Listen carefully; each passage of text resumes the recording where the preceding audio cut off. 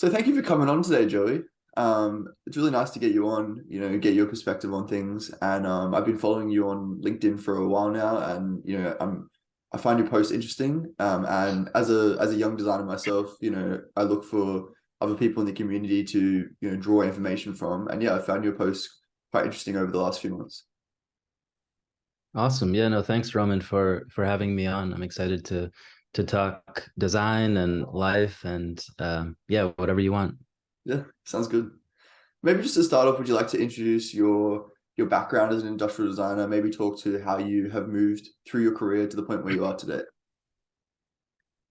Yeah, absolutely. I'm from upstate New York originally, and I studied industrial design at RIT. That's Rochester Institute of Technology, for those who don't know. And I graduated from their program in 2006. And what got me into industrial design initially to study it in school was my interest and love for shoes and shoe design. Hmm. So that was kind of my entry point, my gateway.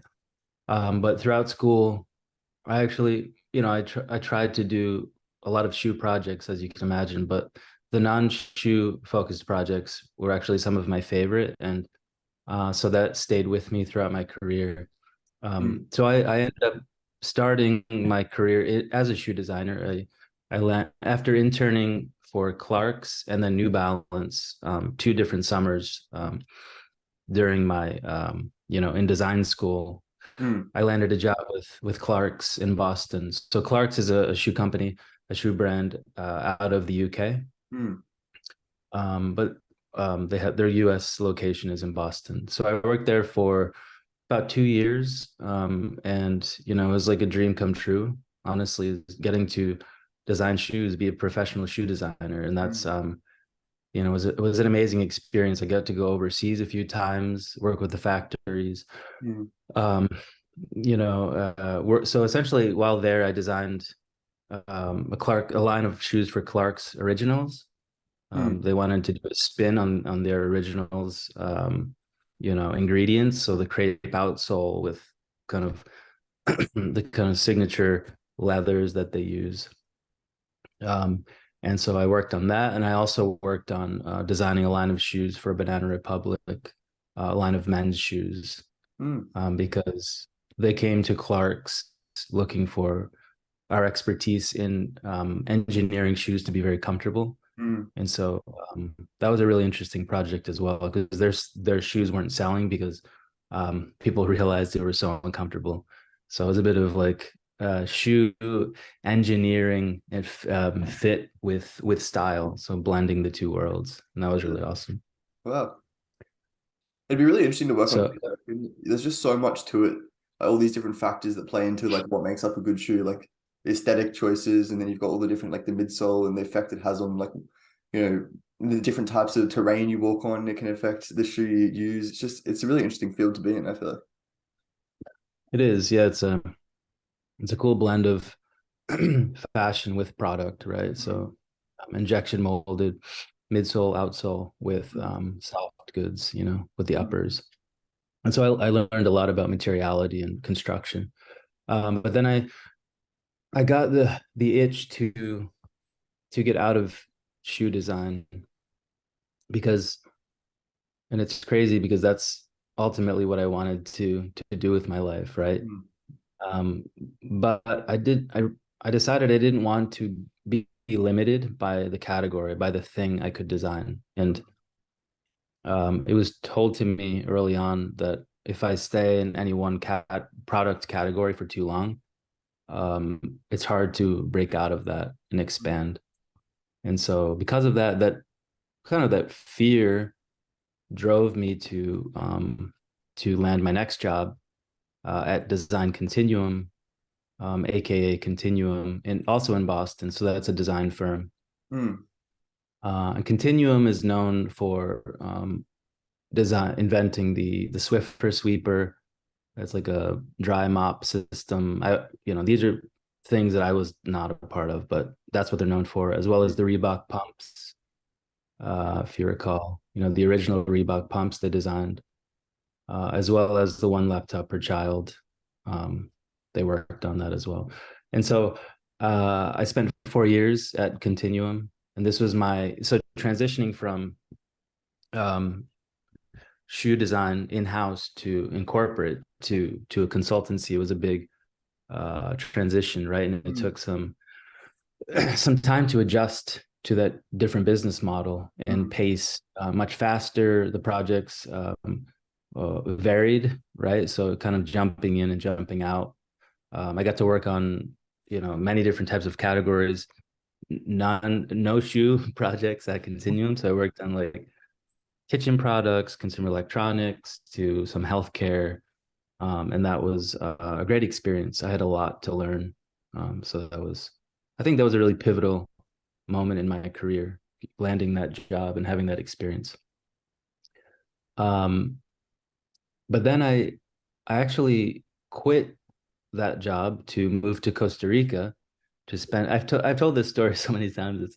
It's funny on other podcasts. So um, yeah, it's kind of like it's memorized at this point. But so I moved to Costa Rica. It was a crazy thing to do, I think, at the time because it was kind of the tail end of the Great Recession. mm, It was in because that lasted like 2008 to 2011, mm, and it was 2011 that I quit Continuum and moved there. And the reason why I moved to Costa Rica is because my father is from there, and I have a lot of family.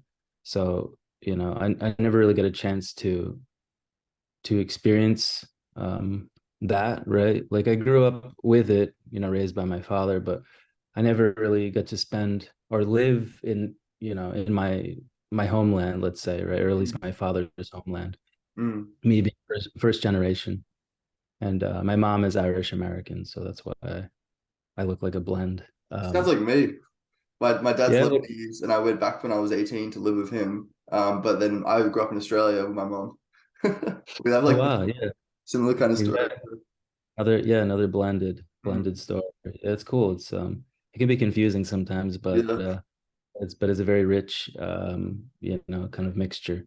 So um yeah I worked on improving my Spanish during that year, spent time with family, my grandfather, and actually landed a teaching job, teaching design sketching at private university there.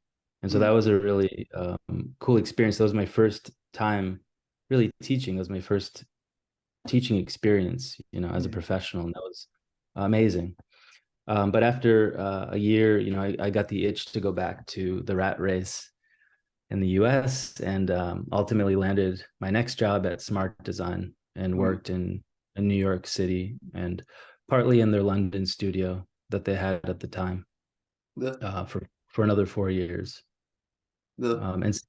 And the kind of feel free to interject if you want to like stop me at any point because No, uh, it's really interesting. Like I feel like you kind of followed a very different path to what a lot of Australian designers follow. really? Because like it's quite interesting. Like we have such a different market over here. Like we have a very much like manufacturing focused market. There's a lot of industrial design jobs you could get into that probably like wouldn't even be seen as like a common job overseas. Like footwear design is like not really a thing in Australia, or even automotive design because we just don't have like the market for it. So like Australian designers are very much like generalists. So like you know how like a lot like for example you wanted to become a footwear designer here, it's like Yeah. near impossible to do that unless you're like the most talented person in the world. Um, Yeah. like maybe you could work remotely overseas, but we don't really have like jobs for that. So like Hmm. everyone's a generalist. So like you kind of have to be able to design everything to like be successful in a consultancy in Australia because like that's all you're going to do with it, or even like in a normal in-house role. So Yeah, it's quite yeah. interesting like the difference in like you know countries and like how that can change like what is an industrial designer. Yeah, it's true. No, that's a really great point. Yeah, sometimes I forget, just those differences from country to country and even city to city, you know, Exactly. depending on what industry is there, and it Mm, kind of tends to shape, the mm, designers around it and yeah. what we um specialize in. Mm, So yeah, so I spent 4 years at Smart Design, doing a lot of design in similar categories that I did at Continuum, Mm, again, being another design firm. So I worked on projects for, OXO, Good Grips Kitchen Products, PepsiCo, some food and beverage, some automotive projects for Ford, consumer electronics projects with Google, and that was a really cool experience. mm, I loved living in and working in New York City. I see New York City as my home city because I'm from, upstate New York. mm, Um, and then I ended up getting recruited by Steelcase, um, which is a contract office furniture manufacturer located in Michigan, in West Michigan, mm, right? So then I moved from New York City to the Midwest, which was a crazy transition, a bit of a culture shock because I wasn't expecting it because it's the same country. mm, Because I'm a northeasterner, right? So culturally, it was just different, but mm, great experience. And yeah, I spent just under 3 years designing furniture, specifically connected furniture for healthcare settings, mm, which was a really cool, that's kind of what hooked me. mm, What sold me on this opportunity was just kind of the meaningful impact I could have, right? Designing not just another chair or for furniture, like mm, just to be whatever pretentious chair design, but like in the context of healthcare, it's really fascinating and mm, it just has so much value, right? And so mm. that was yeah, really special, that experience. I used to work as a disability support worker before I got into design. Um, Really? yeah, and it's quite interesting actually. Like while I was going through uni, I was working in that, and I just saw so many bad designs every day. So many products you think would be well designed for people because like they need to be able to help someone with disabilities are actually just terribly designed. Mm, Yeah, exactly. It's I don't know why it's such a neglected category and mm, industry when it comes to design, but I think it's starting to change, right? Because definitely, yeah. designers are seeing, there's a huge need. Um, yeah, and so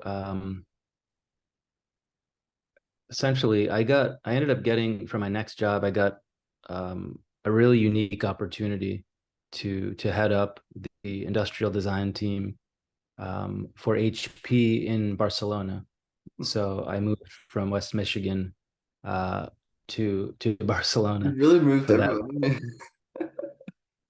Yeah, yeah. It's and that was always my dream. I always wanted to live and work as a designer in Okay, Europe, but specifically Barcelona, okay, yeah. because it's Spanish speaking. Well, it's Catalan, but also Spanish, Mm, and that was really cool. That was actually my last role before starting my own studio.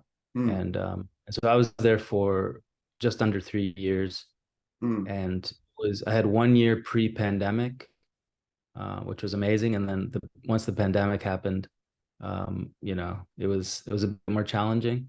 mm, But while I was at HP, and the reason why they hired me was from my experience in human-centered design at Smart Design, and then my furniture experience at Steelcase, because essentially what they wanted me to work on was um, trying to integrate printing technology into furniture archetypes as a way to blend into workspaces better, right? As a way to, let's say, make people hate their printer just a bit less, if it can be beautiful enough so like an to be, artistic printer, yeah, yeah, architectural in printer.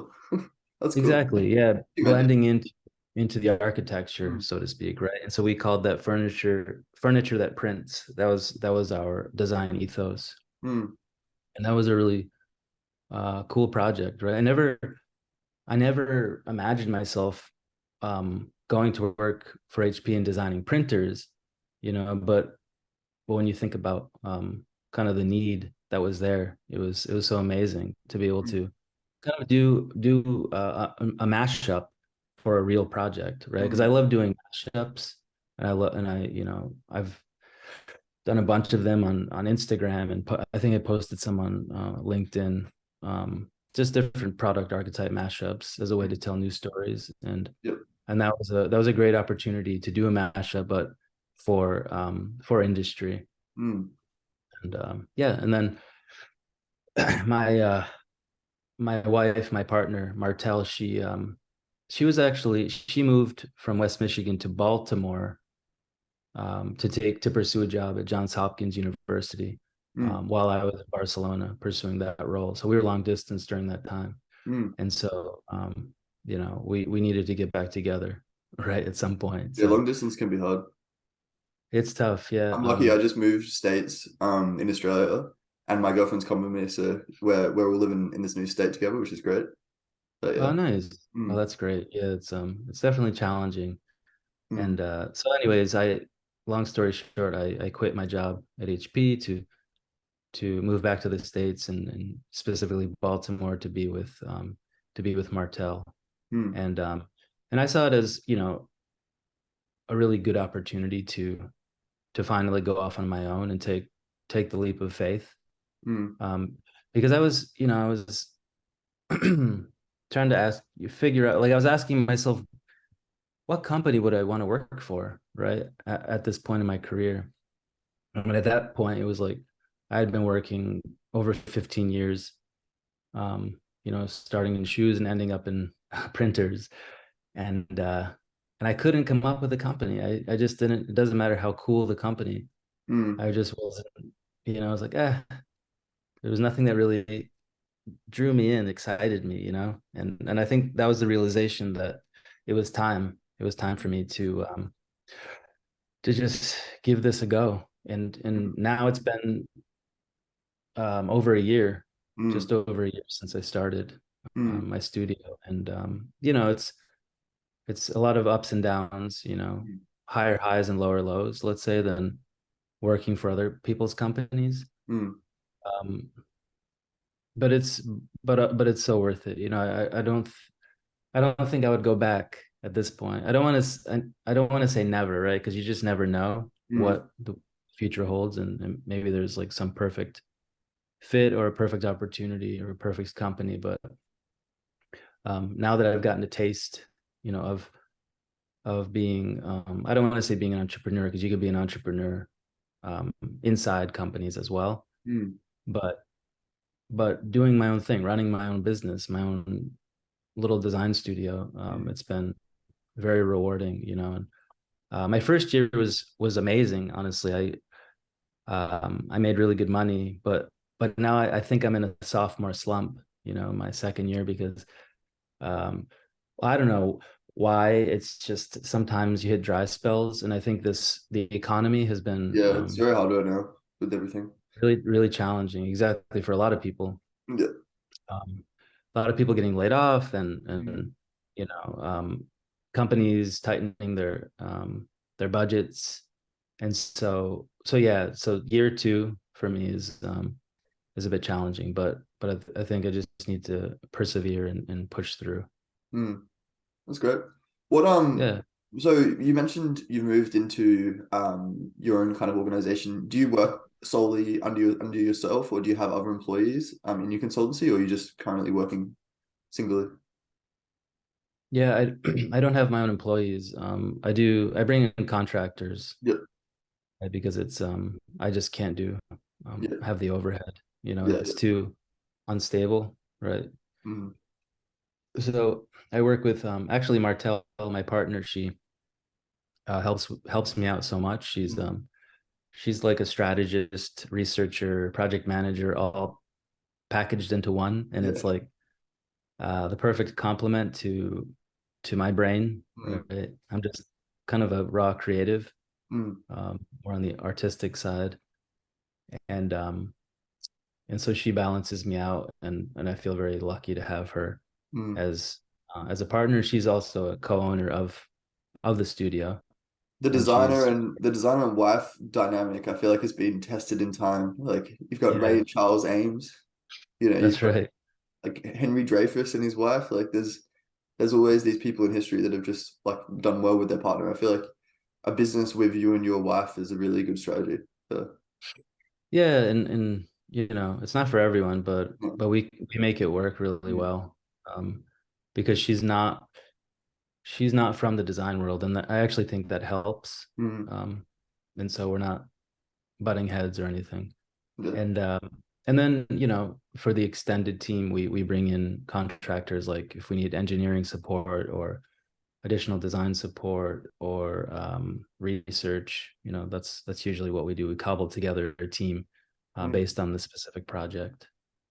Do you find you're losing an aspect of collaboration because you have to bring people in? Like, or do you find that you generally can bring people in and then create that collaboration?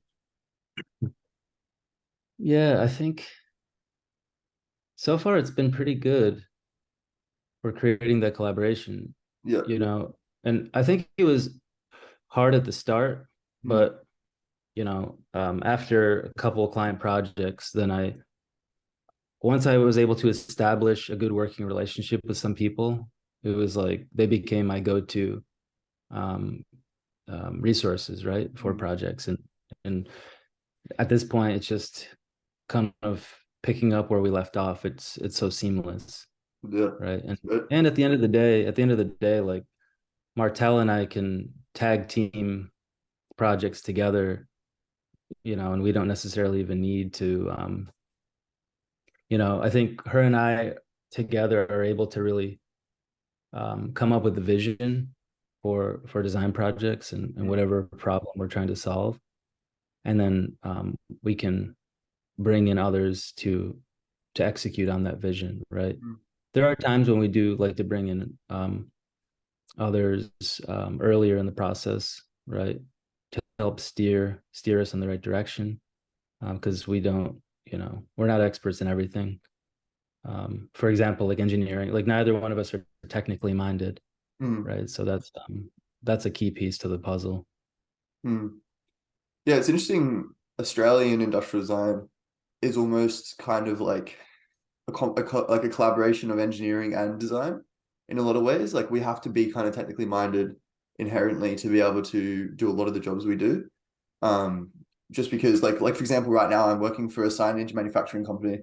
It's like my first graduate job out of uni. And it's very much like mechanic. Like I have to be mechanically minded. Like I couldn't just come up with like, pretty designs really, or even just like follow like necessarily the design process all the time. I have to kind of think about things Mm. practically and make sure it's all going to fit together and like the processes we have are going to make it work. Yeah. And it's really interesting actually. Like I've been really enjoying it because like I'm working in a situation where I can walk like 5 meters and I'm like on the factory floor seeing how the guys are making what I've just designed. Mm. Or like seeing like an idea I saw on a technical drawing come to life in front of me. And it's been a really good learning experience.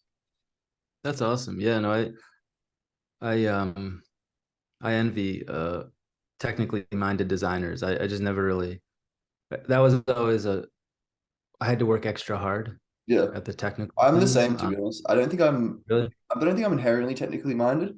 So it's been a very like forceful experience to try and like reprogram my brain into thinking like that. Yeah. But I think you can do it. It's just like some people are just really technically minded, just inherently. And like I envy those people, but like I think if I work at it, I can generally get there. If I think but it might take me a bit longer than that inherently minded person. I mean, inherently technically minded person. So, Yeah, yeah, no, totally. It's funny. For me, I like I spent years trying to learn CAD, like mm, SolidWorks, and it was just, I feel like it was all in vain. Like, no, I learned it enough to be able to now like do hand waving with an engineer. You know yeah, what I mean? Like I can understand kind of the basic strategy, but to actually me being the person sitting down and doing surface modeling, like forget it. It's a waste of time, you know, because I never developed that ability. I was never, it's just my brain doesn't work that way for some reason. Um, and that's not my strength anyway, you yeah. know. I think So what do you usually model in? Fusion 360 or SolidWorks, or yeah, I mean, I should say I have Fusion 360 on my laptop. That's the only program, that's the only software I have because it's the most affordable. Yes, SolidWorks is And insanely expensive. yeah, and Fusion 360 is perfectly fine. I agree. It's just Yeah.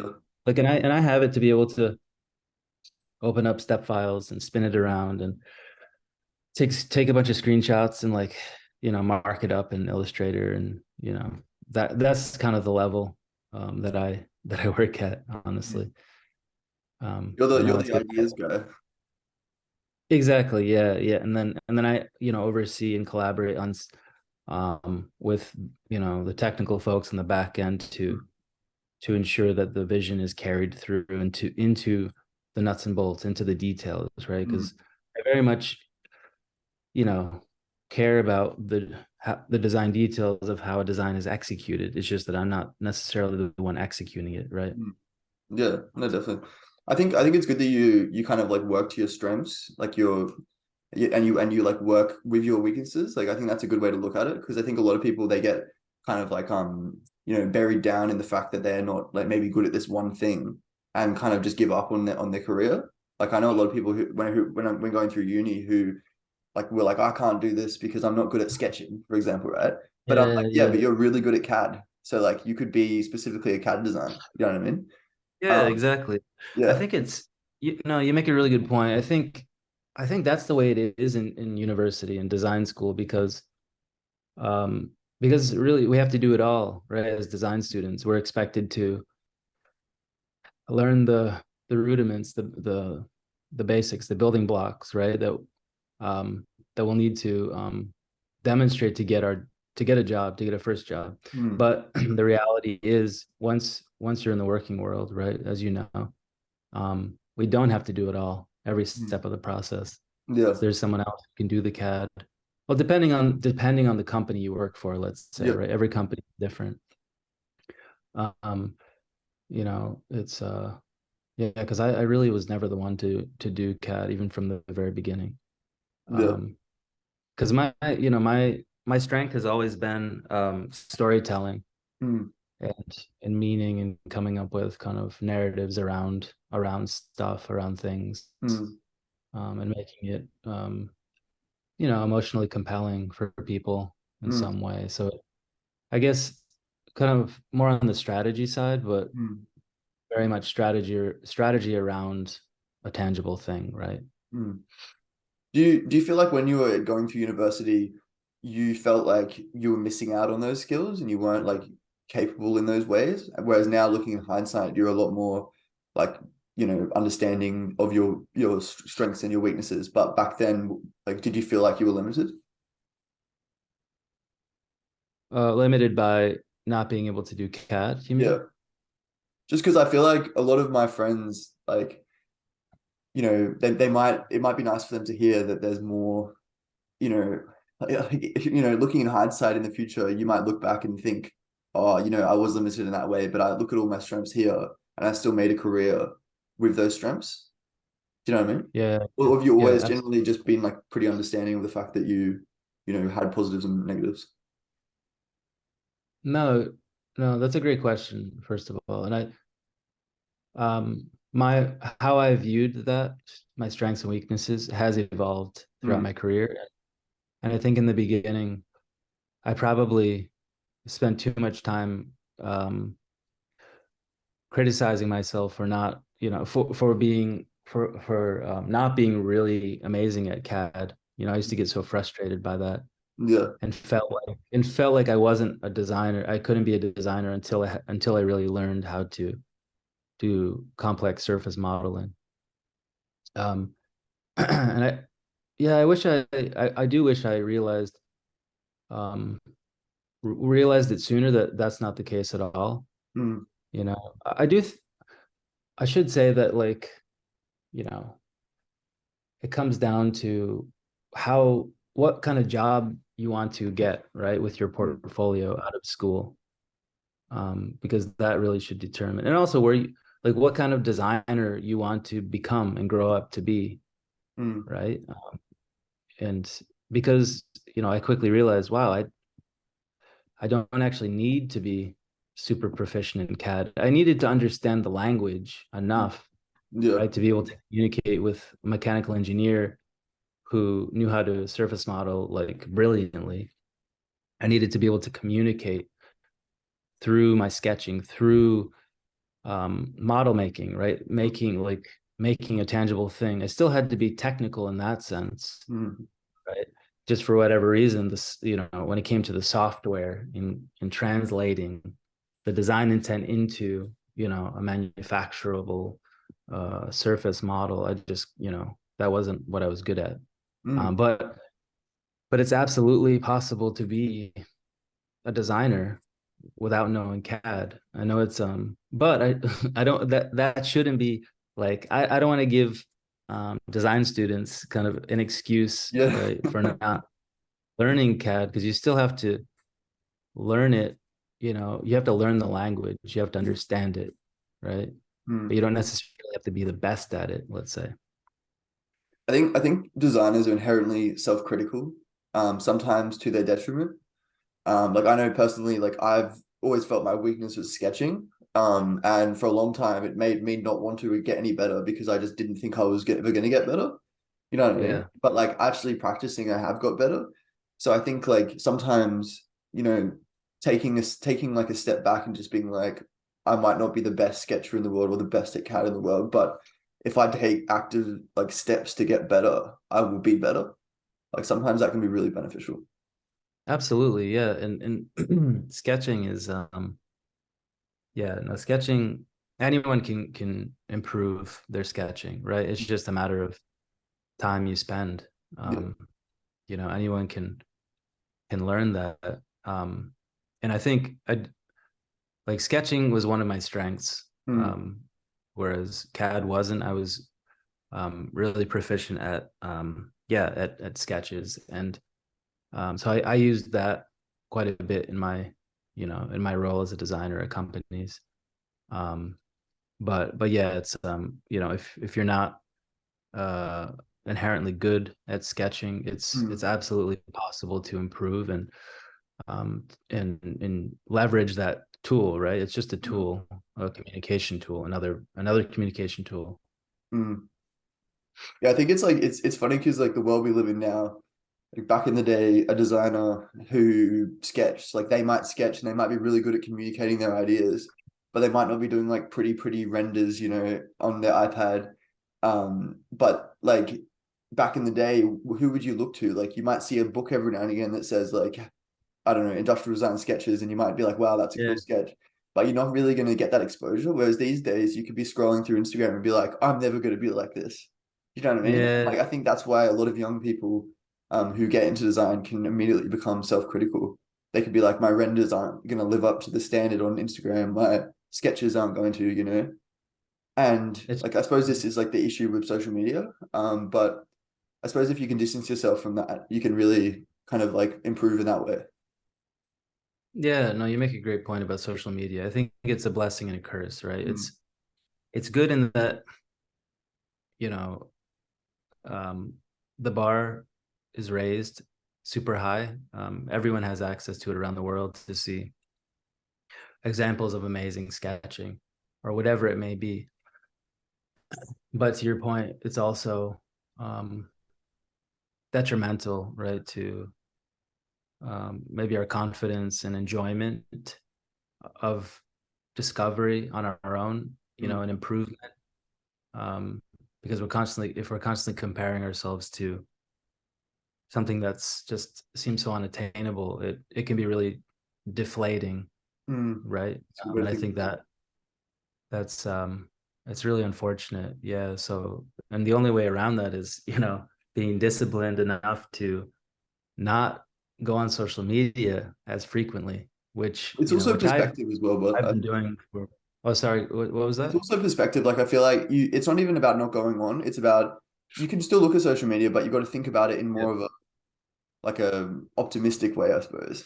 You know what I mean? Yeah, yeah, that's a good point. That's a good point. Yeah, even if you do look at, because I mean, let's be honest, like no one has hardly anyone has the discipline to not, right? It's tough. It's tough to to resist. But Mm. you're right. If since the majority of us are going to be looking at it anyways, it is about your perspective and having the right mindset, having the right attitude, and Mm. not letting it deflate you. Yeah. Yeah. Maybe just moving on from here, there's these amazing technical advancements in our time as a designer. Yeah. I feel like we're probably going to look back on this moment in history. I mean, I feel like all moments in history are like this, but it seems right now, in my life that I'm just looking around and everything's just taking off. Like, we got AI, we got VR, we've got all these amazing things, 3D printing. The world of design just seems to be exploding over the last like 5, 10 years. Um, are you excited about this change? Are you apprehensive? How are you going to implement these new technologies into your workflow, or are you already doing that? Yeah, I've dabbled a bit in Mm. AI, but no, I think it's great. Mm. I feel the same about it like I would uh maybe when Illustrator and Photoshop came out, like or whatever, rendering software. I don't know. It's great. It's just another tool, Mm. and I think it's an extremely powerful tool, right? A world-changing tool. It does have um there are some concerns Mm. raised with it, right? Maybe it being a bit too powerful. And will it take our jobs? I don't know. I don't really I don't really know. And yeah, I don't really have an opinion on it. I just think um I see it as another great tool that we could use. But it's not the end all, right? Mm. For the design process. I think there's more to it than just spitting out a bunch of photorealistic images. It could be great for ideation Mm. and like almost like it's really acting as like a collaborator, right? It's almost like you're in a brainstorm with an amazing with another designer that is amazing at doing these photorealistic renderings, right, in real time, and they're like holding it up and say they're like this is that what you're thinking, and they're like yeah something like that. Wait, maybe like let's tweak it here, you know what I mean? It's like that's what it is. And what I actually think they should do, maybe I'm not realizing it, they already have, but I feel like for industrial designers, what would be really helpful is if an AI platform could spit out not photorealistic images, Mm. but more like sketchy, unfinished ones. Because when you pump out photorealistic images, it's too finished. It's Mm. harder to enter into it and tweak it yourself and take it in another direction. What makes a really great ideation session and brainstorm um, is people who just do quick thumbnail sketches, right? Just enough where your brain sees it in a different way, Mm. and that's what you interpret it maybe in a whole other way, and then you spin it and go in another direction. That's the best kind of sketching for brainstorms, Mm. not Definitely. something super tight, because like where do you go from there, right? Mm. It looks But too that's my finished. own opinion on it. Yeah, exactly. Too Mm. finished, too fixed. Mm. No, it's an interesting way to think about it. I even feel like have you seen the little I don't even know what it's called. Like it's like a little screen that the do you see the TED talk about like the possibilities of AI recently? I And the haven't guy seen that one. he's created like a little it hasn't been released yet, so I don't even know what necessarily you'd call it, but it's like a little screen that has like a microphone and you can like talk to it and it uses ChatGPT to basically like give you a response to whatever you ask. So you can it's kind of like Google if you could just talk to it. It kind of is like the Google Assistant, but using AI basically. But as a device, you Wow. can carry around. And the idea is like it'll take you away from your phone. You won't have to use your phone as much. That's nice. But I feel like the concept could be really interesting from an industrial design perspective. Like imagine you have like, I don't know, like a watch that has a screen on and you have like this little thing and you just like say, I'm looking at a tree. Imagine that tree as a chair, or like, mate, that's very basic, but you know what I mean? Mm, And then like you look and it just like kind of creates what you're thinking. Like it's like a walking. I don't know. I'm thinking about how industrial design, how AI could be integrated in industrial design, And I Yeah. think it's just there's so many possibilities. It's really interesting. Yeah, no, that is interesting. But so that would, yeah, so there's no image there. It's just kind of like, You could um, well that yeah that doesn't have an image, no, but that's more right. So, but it could be like it could be feeding you kind of almost like whispering in your ear, yeah ideas, and then you're thinking of the images as it's doing that. That actually, I think, yeah, there's something to that. I think that would be more, honestly, more helpful for me. I would use that more than the I mid would journey. Yeah, probably the images. Yeah, yeah. it's a good I point. think the issue with AI like Midjourney and things like that that just produce the most insane renders is like you could be stuck in the trap of thinking that's a finished design as like a young Yeah, industrial designer. Like you could kind of forego the process and yeah, just sit there and be like that's the final, I'm gonna go with that. Or like yeah. create three images and that's your concepts and just go with that. Um, but like the design process, the point of the design process is to have a process, you know, like it's not about the Exactly. destination, it's about the journey. So Exactly. Yeah, and that's where I think it's detrimental to some um, designers and design students, thinking that it's like that's it. Whatever images it spits out, like that could be your final design. yeah, Um, yeah, I think it's yeah, that's unfortunate. I think what's scary as well is like we don't know how the AI is thinking. You know what I mean? Do you know about this? How like the creative chat GPT doesn't understand, um, how the responses are being created. Like they basically just like they know it's being created from the language model, but they don't understand like the thought process that the AI is used to create the image or create Wow, the response. I didn't realize that. Yeah, it's pretty crazy. So like it's kind of like having someone who's a great designer, but they can't think or you can't understand any. It is kind of really how it is, I suppose. Like there's people who are amazing at designing, but you can't really understand how they're thinking. Yeah, But because they make connections. Yeah, certain people can make connections that others can't, right? yeah, Kind of these disparate but it's pretty elements. crazy to think that we have this amazing technology, but we don't know how it works. Yeah, that is. Wow. I think that's the scary part, Hmm. you know. Where does it go from here? Yeah. Time. It's like designing something that you don't know how it was designed. Like it doesn't make sense. It's like a paradox. Yeah, yeah, yeah. Black box. Yeah. That's right. You can't reverse engineer it. Yeah. We live in an interesting time, but Yeah, we do. like I feel like I'm gonna look back on like the world, the where it is now, and I don't know, like you I talk to my grandparents sometimes, and when I talk to them, like they always reminisce on the past and talk about like, the massive changes in their life. And I just think like, will I be there as a, 80-year-old person telling my kid about I remember when ChatGPT was created and like it meant it was like the first major AI that like kind of revolutionized the world.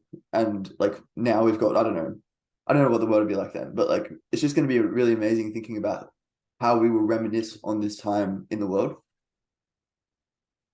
Yeah, no, I think about that too, Yeah, and yeah, it's that day will come, right? And I don't know, it's crazy to think just because of how fast, how rapid everything changes nowadays with technology.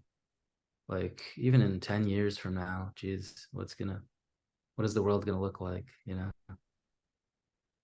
uh So what do you think is like as a designer, how do you think that people should stay up to date with the way the world's going? Like do you think if you don't adopt AI you're going to be left behind, or do you think that just having an open mind is the way to go? yeah, I think I think, yeah, being open-minded is always the way to go, right? You need to be aware, to have an awareness of new technology, new tools. But it's not the end all be all, right? I think you can, well, just like how I never really learned CAD, you Mm, know, or became, let's say, I never learned how to use it in a really proficient way. mm, I think, but I'm still able to be a designer, right? I think um, yeah, um, you don't necessarily need AI to be an amazing designer, right? Again, it depends on your job, and also like let's wait and see, Yeah. because it's still like, again, things can change very quickly, Mm. uh, even just a couple of years out from now. But no, I'm maybe I'm old school. You know, I try to stay open minded. Um, but I really like I'm a big believer in that good design has nothing to do with the tool. It has everything to do with the designer Mm. and making connections and creativity, right? It's just the tools can help us get there maybe faster for communicating it. Um, and that's it, you know. Mm. That's kind of how I see it. It's a good way to look at it. No, yeah, I think it's going to be really interesting to see how the world plans out. But yeah, I think people can get too hung up on technology. Like we're in a very technology rich field. But Yeah. sometimes, just refining your classic industrial design skills can be way more important than, constantly staying up to date with the new technology, I feel like. Yeah, I totally agree. I think it's like, it's what's important is how you think as a designer and how you demonstrate your thoughts to a potential employer, right? If you're looking to get a job in design, that's what matters most. Is and these companies really want to see, how you think as a designer and what um, your level of creativity and how you solve problems, right? Your problem solving ability. Some companies maybe are looking for just sexy renderings and sketches, but all of the companies that I worked for, that wasn't the case. Hmm. Yeah, that's good advice. Um, Maybe just moving back to your freelance work now, you know, what you said you kind of jumped into it and you feel like that was the right moment in your career to move into it. Mm. Would you recommend someone, get lots of years of experience under their belt before they make that jump, or would you recommend that anyone at any time should, have a go? I think it depends on the person, right? Um, and your financial situation too. A number of factors, right? Your confidence level and your network Mm, is a big one. In my case, I was able to, when I did this, when I started my studio over a year ago, I had over 15 years of experience in growing my network and mm, working on, tons of projects with many different people. And I, through that time and that experience, I was able to establish myself and form a reputation, right? And so yeah. when I went off on my own, a lot of the projects that I got were from directly from um, previous colleagues at companies, right? They went off to work at other companies, and that's really what it takes, I think, for getting off the ground. Mm, It's hard to jump into it without having a network. It's possible. It's entirely possible, but mm, I don't think it just wasn't the right thing for me to do it sooner. I'm glad that I had all of that mm, experience working for companies and having more of that stability before taking a risk like this. But that's not to say you can't jump right into it after design school. Many designers do, and many designers do it out of necessity because the industry is dried up or the economy is really in a tough spot, mm, and so it's completely possible to do it. It's just mm, it might be a little bit more challenging in that aspect where you don't have as big of a network, but you have more energy, you have your youth, right? You have that to really tap into, and I think that's so there's always pros and cons, right? mm, To whatever point you do decide to jump in that onto that side of the fence. mm. Yeah, I think the benefit of working under other designers in the foundational years of your career is you kind of just can absorb as much information as you want from other people. like right now I'm working under a few designers who've worked in the industry for years and years, and like just being able to have conversations with them and like, you know, draw information from them has been really beneficial. You know, like just learn from all their experiences over their career. Whereas I suppose if you go straight into kind of your own work, you're going to lose that and you're going to struggle to get that exposure and like train under like a master. You know what I mean? Completely. No, you make a great point. And like, I think that was a big part of it for me. I just didn't articulate that, but yeah. So thanks for bringing that up. Yeah, I learned so much from other designers who Mm, came before me, and without even realizing, how all of that knowledge and skill accumulated throughout the years. mm, That now that I'm doing my own thing, I'm able to really, leverage that and tap into it. Um, and yeah, it's yeah, if to not have that when you're in your formative years as a designer, I think it can set you back in a certain way, mm, right? yeah. Yeah, no, it's really exciting. I'm excited for my career, and I think like where it's interesting talking to people like yourself who've kind of gone through that journey, and you know you've Mhm. made it to, because I my long-term goal is to also start my own thing. You know, Oh, like I've always cool. wanted to be a business owner. I've always wanted to, you know, maybe even have a team one day. And Yeah. yeah, it's interesting like talking to someone who's gone through that journey and has got to it now. Do you find great satisfaction in, you know, not just like jumping into it and actually having like worked hard to get to where you are? Yeah, I do. I definitely do. Yeah, because it hasn't been easy at all. Mm, It's been a lot of work. But I do feel very fortunate, very privileged for, having the opportunities that I had, to build that skill and experience. mm, But yeah, it's always about the struggle, right? That we look back on with fondness, but not during it, but it's always mm, after the fact where you can really appreciate, you know, all the years of grinding and struggling through things. I think that's where the most growth happens. mm. And so, yeah, looking back on it, I really do appreciate that. Yeah.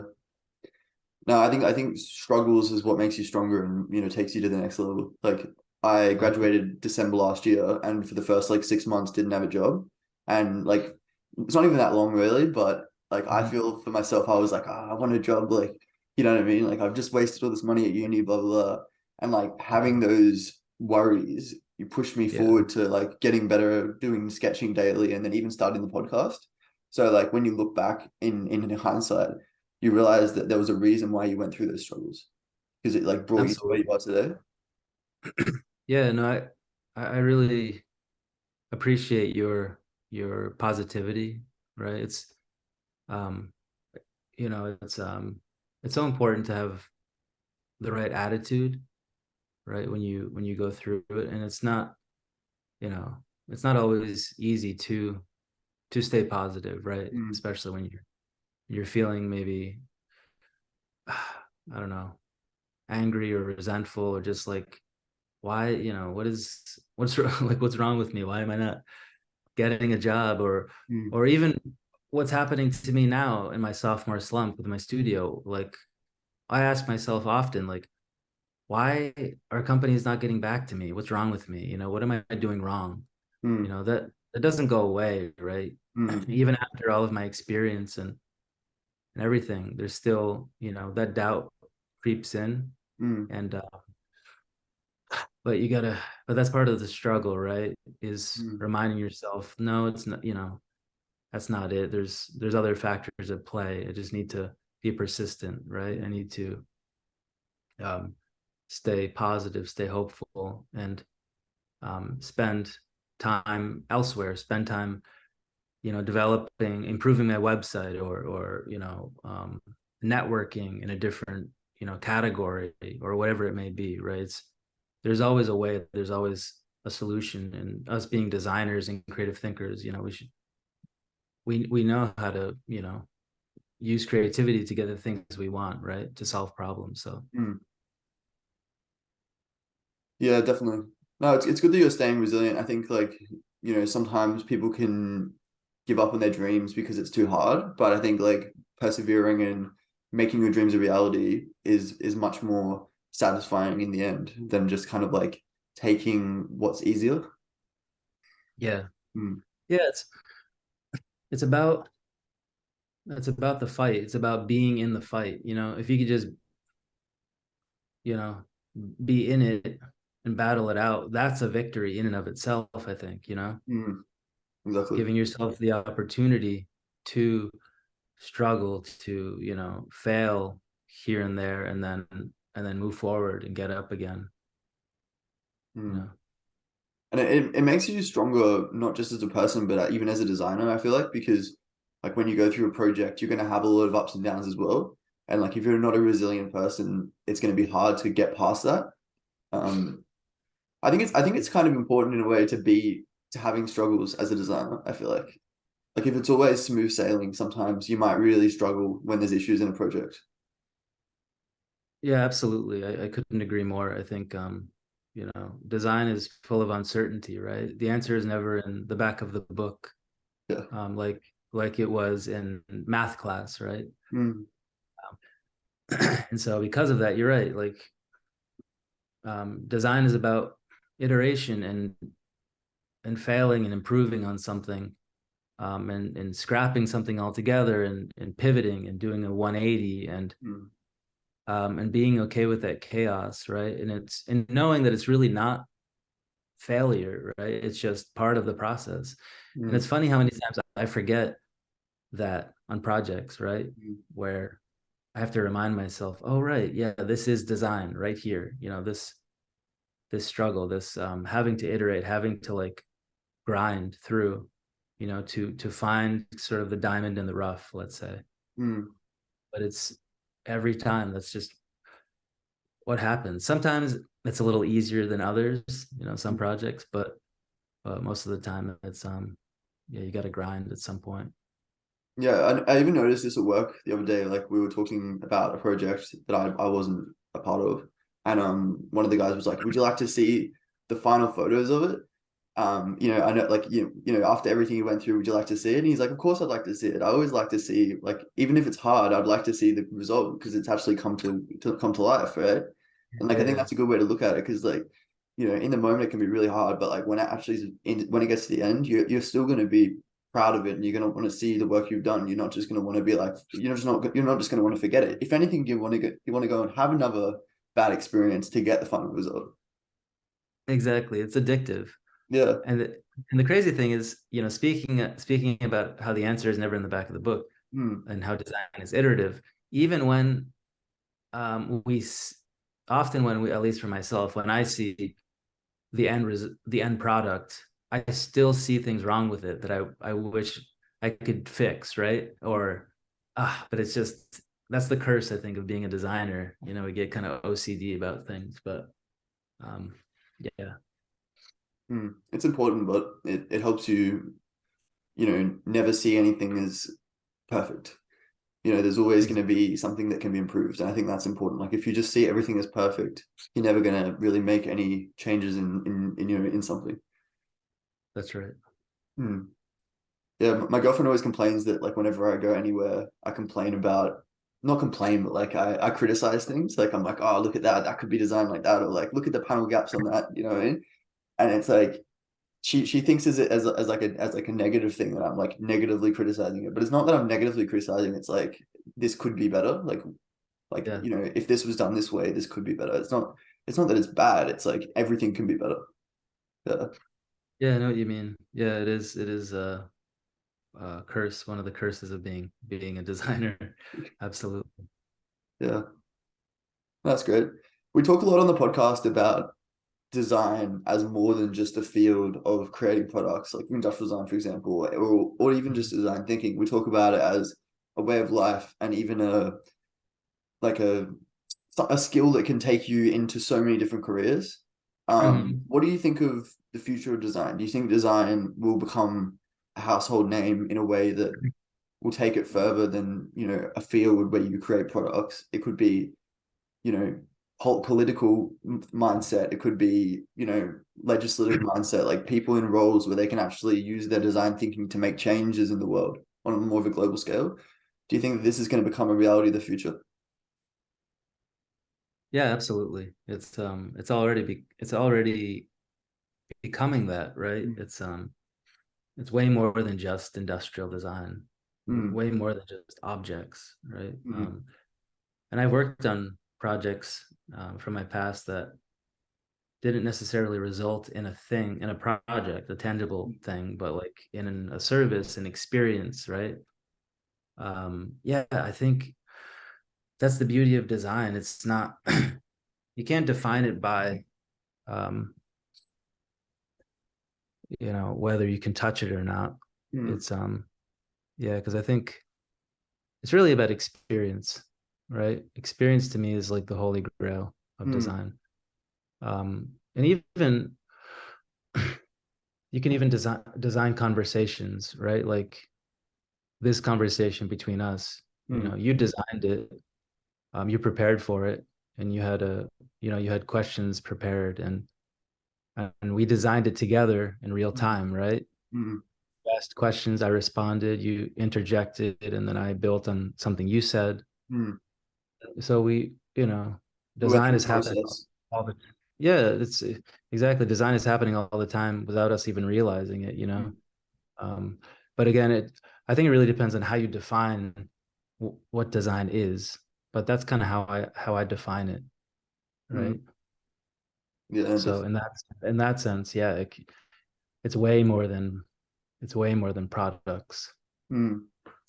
Yeah, I think it'll be really interesting. Like if we see, well, you're in the US, a president who is a designer one day, who knows, or ex-designer, because like it sounds Yeah, crazy because of who the president is, but um, who knows? Maybe because I just feel like designers, they have such a beneficial way of looking at the world. Like they design with people in mind first of almost, you know what I mean?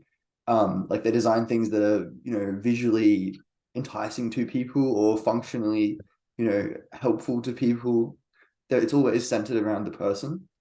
And I feel like that mindset would really help to design for a country, like help a country get like progress, because you're not just looking at like the bottom line, making more money. You're looking at how can we actually help the person, like the everyday person.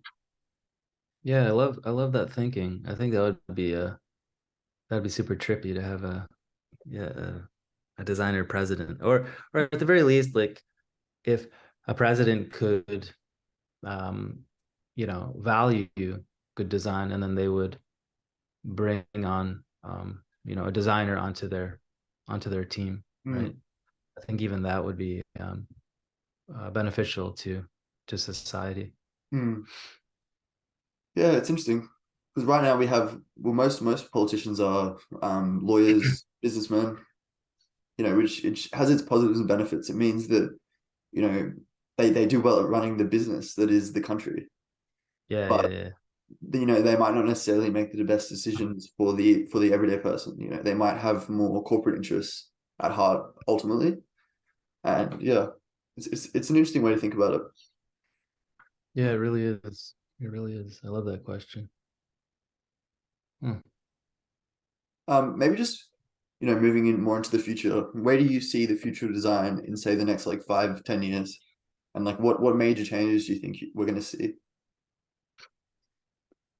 Boy, that's tough. I'm never good at predicting the future in that way about our profession. Huh.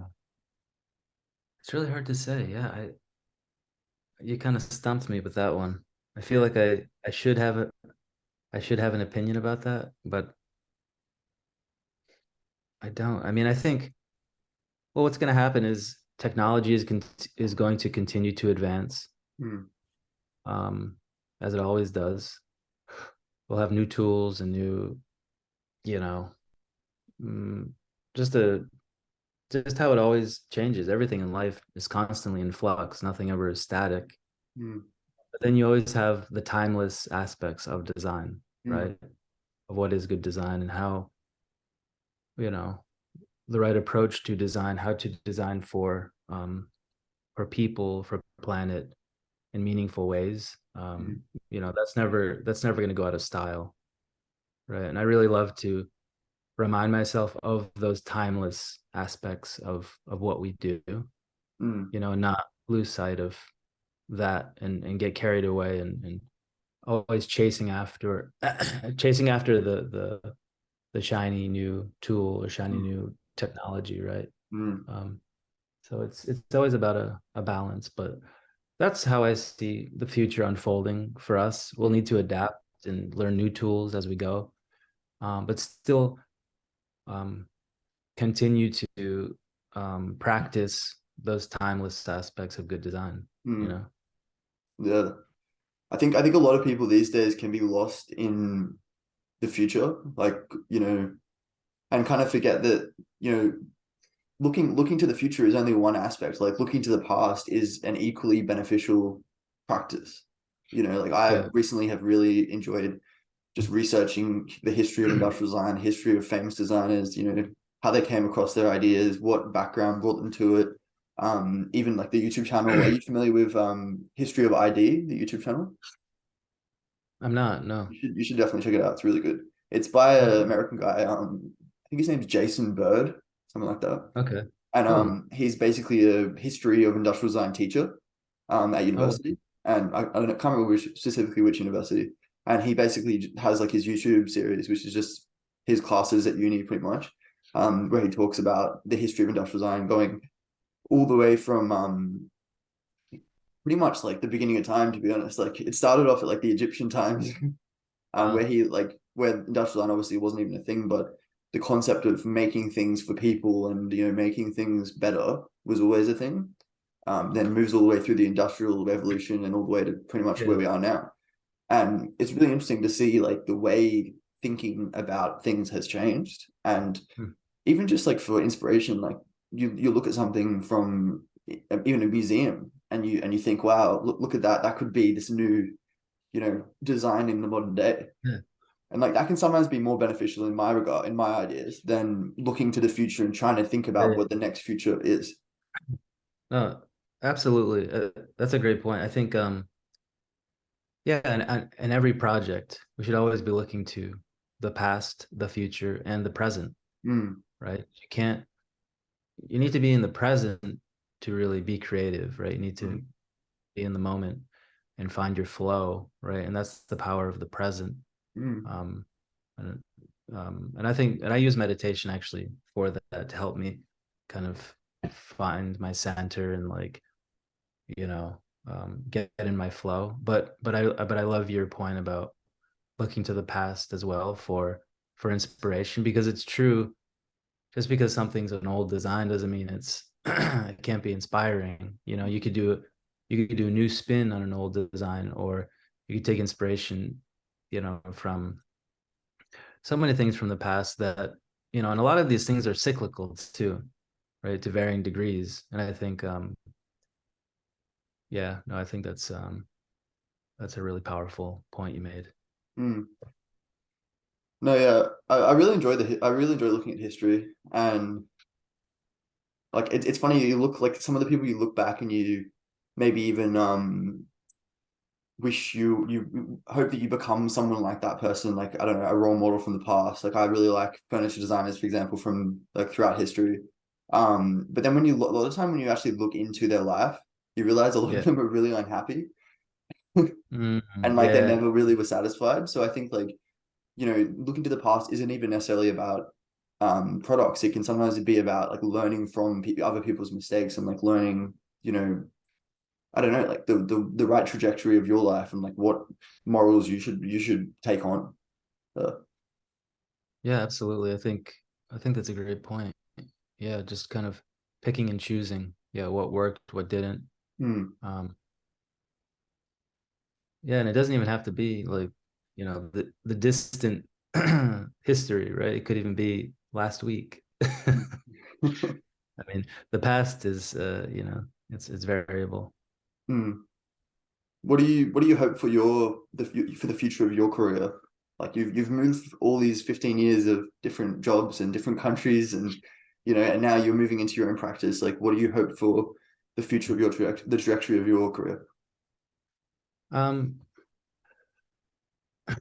yeah, boy.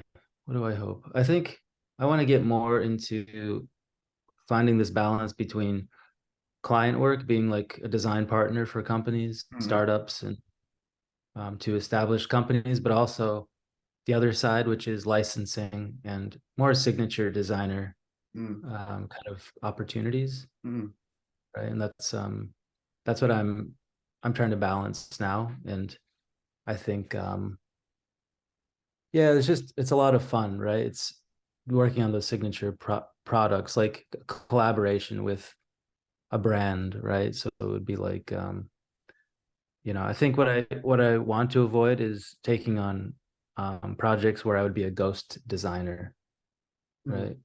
And what I mean by that is it's like you're, you know, in the background, you're brought on as just a hired support. Not that there's anything wrong with that. I think it's a good way to make to earn a living as a designer, mm, but it's not the projects that I would prioritize, let's say, mm, right? And sometimes I do have to take on those roles, um, and that's okay. But I want to be recognized for my work and my point of view, you know? mm, I think I think all of us do, right? To a certain point.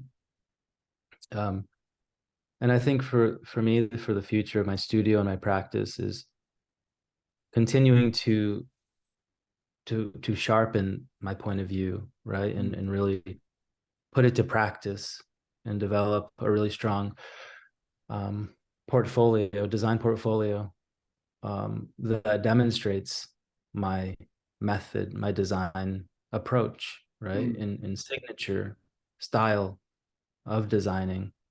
Because right now on my website, I have a mix of signature things, but most of it is um, projects that I worked on and great projects that I worked on, that I enjoyed while employed at other companies, mm, right? So my goal is to eventually replace all of those with projects that just my studio did. mm. Do you think it's important to have a signature style as a studio, or do you think it's important to kind of create your signature style based on the brand?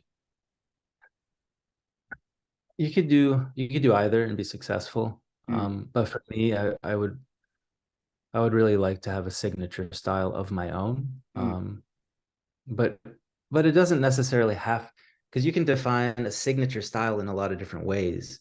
Some signature designers define it through a very specific aesthetic or color palette or whatever it might be, right? I think that's only one way you can define it. You could also have a signature process. You could have a signature um, way of thinking as a designer, mm, right? It doesn't necessarily have to be a signature aesthetic or where an object you look at and you're like, oh, that looks like that was designed by XYZ designer, mm, right? That's cool. That's cool too, but that's not all there is that you can mm, be a signature about, right? mm. Yeah. It's interesting because like every design realistically is somewhat inspired by something before it. Like that's like nothing is really original. Everything's going to be, you Yeah. know, taking bits and pieces from there because that's just how the human brain works. We compile information and then create like a response. You know what I mean? Um, so I think like it's interesting because nothing's really 100% original anyway. So I think it is. You might as well have a signature style that draws on like I don't know, Bauhaus era and Art Yeah. Nouveau because like you're gonna have that automatically anyway. Like if you Yeah. actually do research, you're gonna automatically draw from things like that. That's right. That's right.